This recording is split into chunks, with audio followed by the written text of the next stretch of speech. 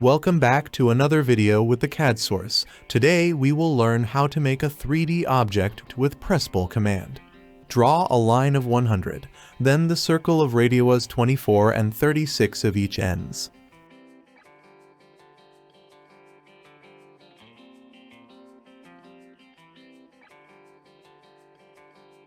Then draw the outside circle making boths to 42 and 64.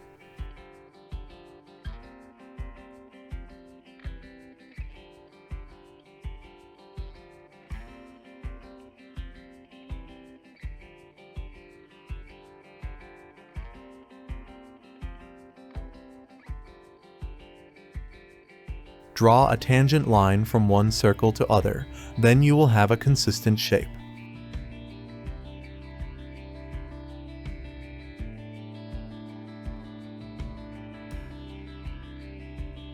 Start with presspull command giving overall height of 12, extrude the circles making them 24 and 36.